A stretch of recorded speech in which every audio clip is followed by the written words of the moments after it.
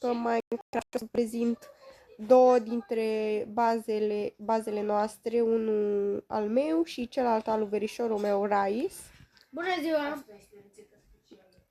Ok. Și zic să începem. Cu care începem? Aia vreau să te întreb eu. Cu care începem? Cu a ta. Cu a mea? Sigur? Ok. Haide să vă arăt baza mea. Așa este la intrare, foarte mic. Zic eu că nu este mic deloc, absolut deloc. Intrăm așa. Eu până acum nu Aici am sunt văzut-o. flori. Eu până acum nu am văzut-o. Deci... Sunt flori. Aici este... Mi-a luat 5 de minute să fac camera asta. Ok. Aici e un tron. Nu știu, asta nu știu ce am făcut-o sincer. Am făcut-o de design să fie frumos. Gen... Are legătură cu apa. Gen... Da. Aici este camera unde sunt paturul ăsta de pești. Berăruri. Nu știu engleză. Berăluri. Mamă, ce lag am. Belăruri. Nici tu n-ai zis-o bine. Anyway, noi nu știm prea multe engleză, deci da.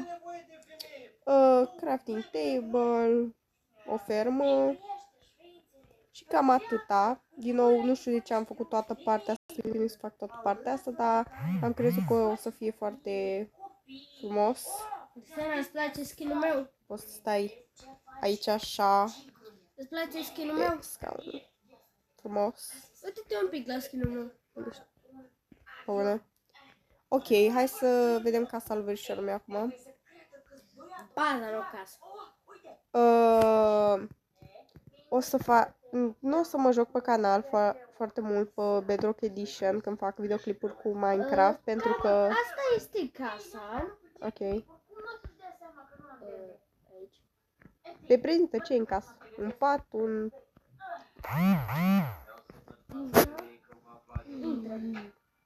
Haide. Deci, fete, nu ziceți nimic. Aici avem un jacuzzi. Da, un jacuzzi, ok. Aici avem baza. Unde credeți voi că este? Culoare. Scrie... Bă!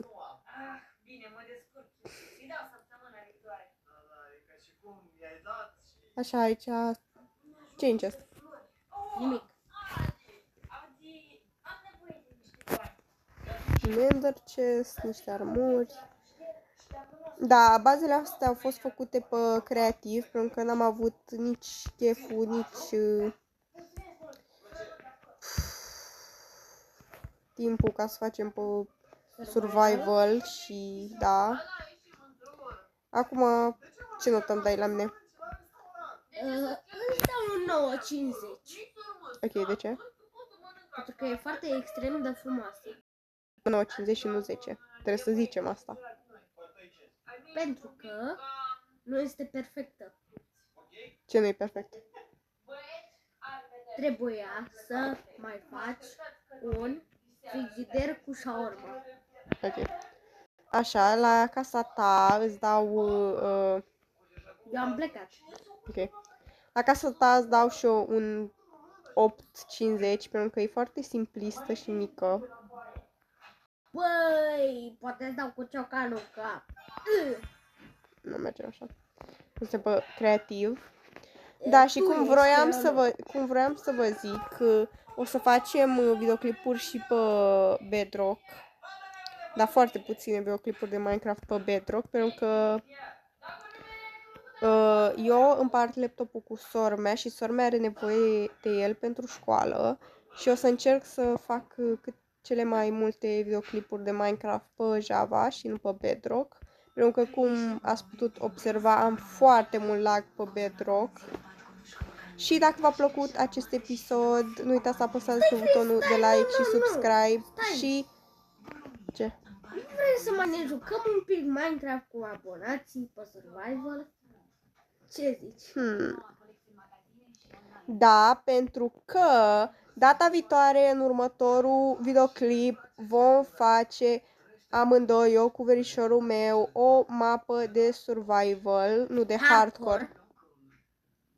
Da, vom face și de hardcore, dar o să începem cu survival, pentru că, vă rog, nu vă luați de mine sau de verișorul meu, dar suntem amândoi praf, dar praf la hardcore. Ori mor eu, ori moare el.